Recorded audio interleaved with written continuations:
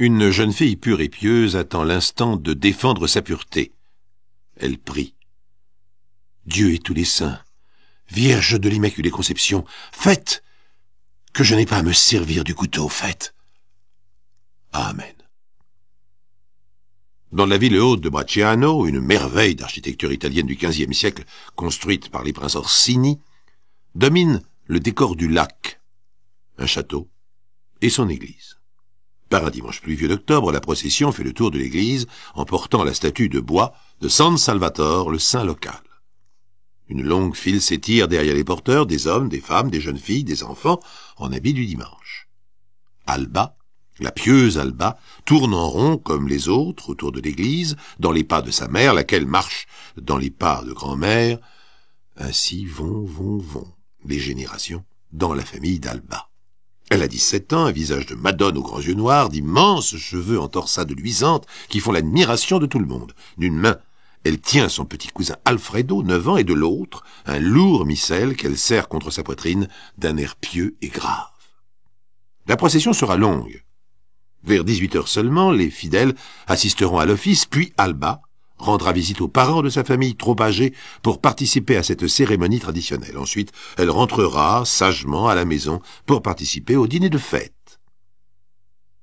Mais, dans le livre de prières aux belles enluminures, entre les actes des apôtres et la prière de l'Immaculée Conception, dort un couteau de cuisine. Un manche de bois solide, une lame large et effilée, il sert habituellement à couper le jambon. Que vient faire un couteau de cuisine dans le missel d'une jeune fille sage? La procession terminée, les fidèles pénètrent dans l'église, et Alba s'agenouille comme tout le monde pour prier. Un peu différemment des autres cependant. Dieu et tous les saints, Sainte Vierge de l'Immaculée Conception, faites que je n'ai pas à me servir du couteau.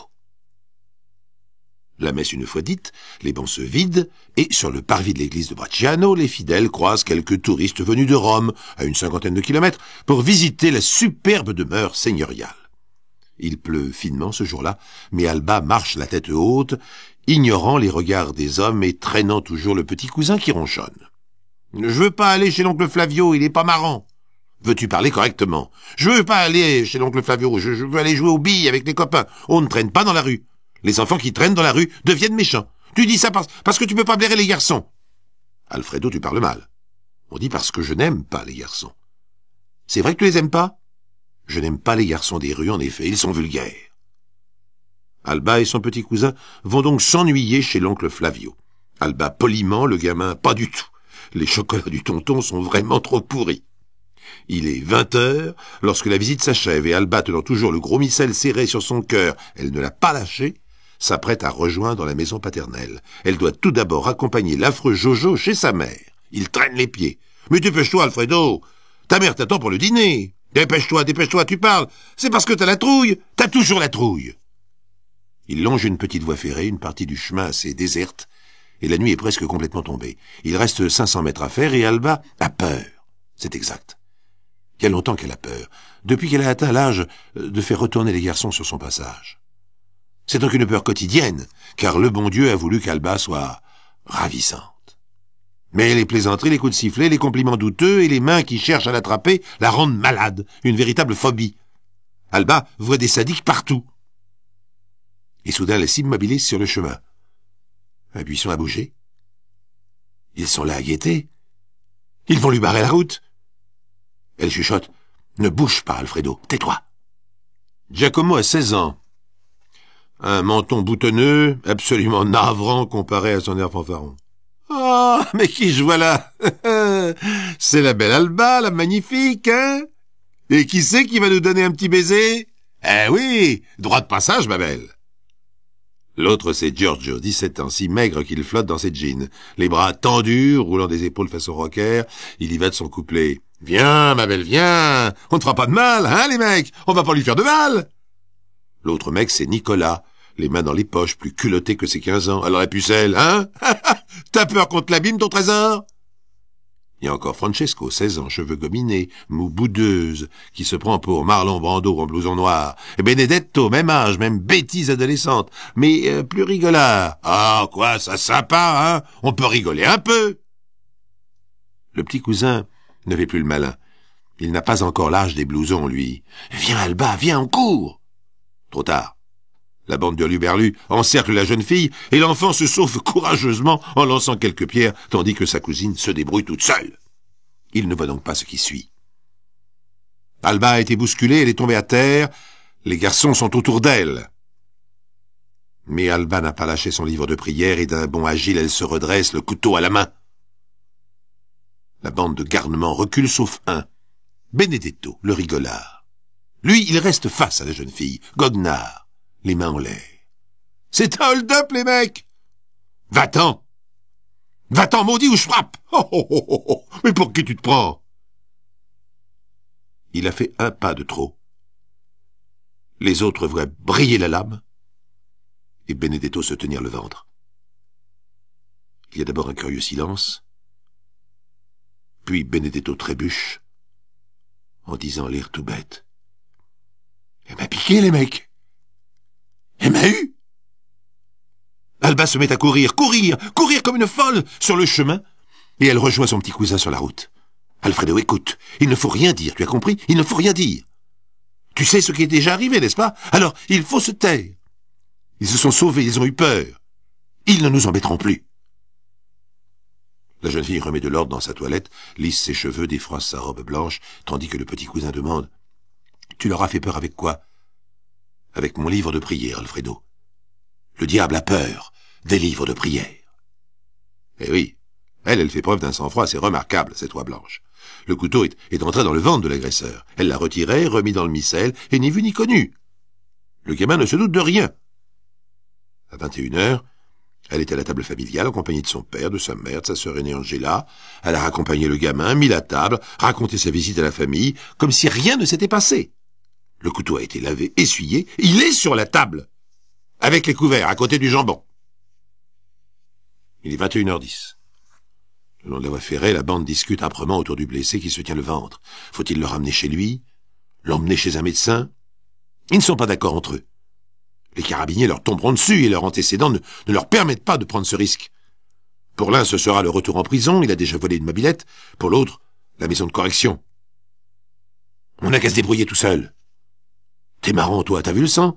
Ça pisse de partout. Qu'est-ce que tu veux faire? Un pansement avec des trucs. On attend qu'il récupère et après on le ramène chez lui. Et qu'est-ce qu'on dit à son père? On n'a qu'à inventer une bagarre avec une autre bande. Son père va nous filer aux carabiniers. Moi, je suis pas dans le coup. Comment ça, t'es pas dans le coup? Ben, j'ai rien fait, toi non plus. C'est lui qui est resté planté comme un nul. Il l'a provoqué. Ah, parce que tu savais qu'elle allait sortir une lame, toi. La discussion dure jusqu'à 22h.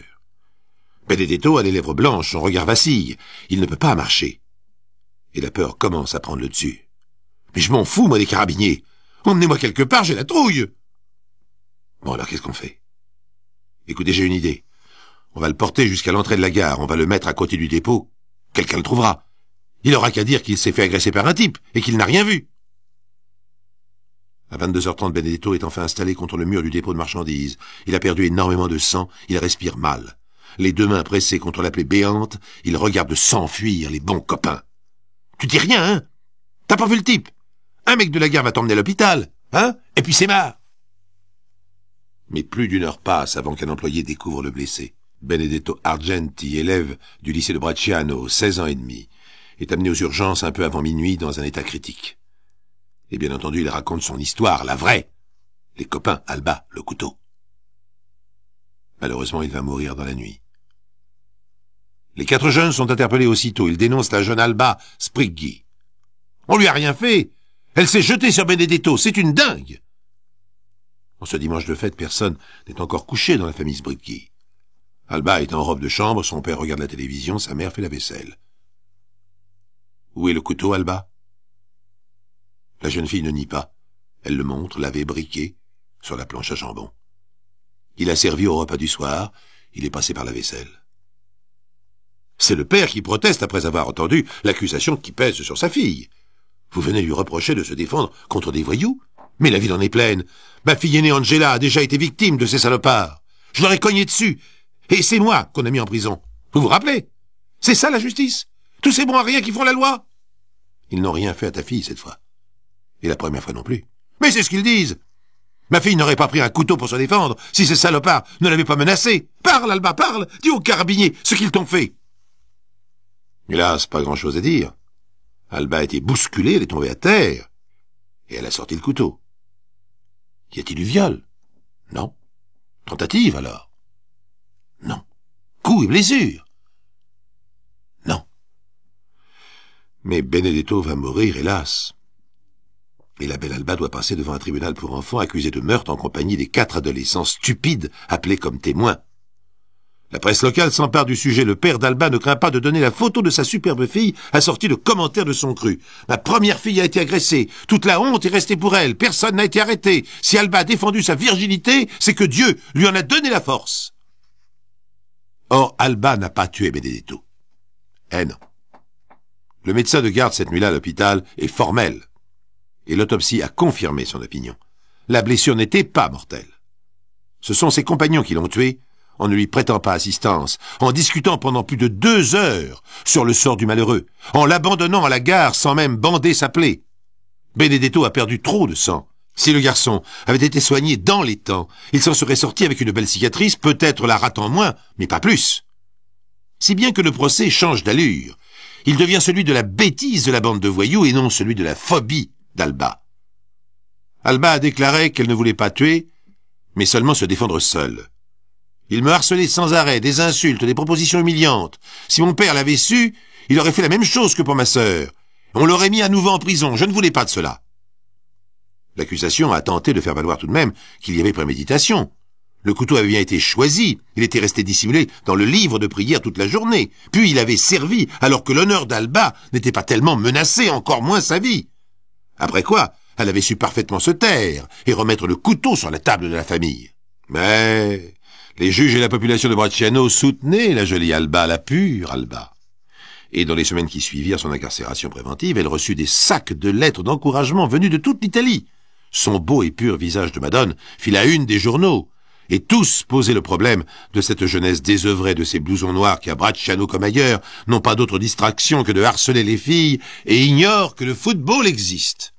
Le football était en effet préconisé comme un dérivatif sain, un échappatoire à la violence d'une jeunesse italienne désœuvrée. Nous étions encore dans les années 70.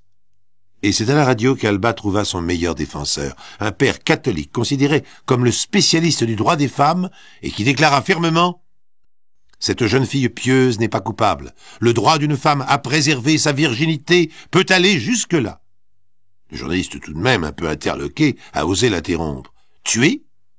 Vous voulez dire tuer? S'il n'y a pas intention de tuer, oui. Que les jeunes filles italiennes prennent exemple sur elle. Aller à la messe avec un couteau. Elle a prié pour ne pas avoir à s'en servir, mais sa virginité et sa pudeur étaient à ce prix. À bon entendeur, salut mes frères.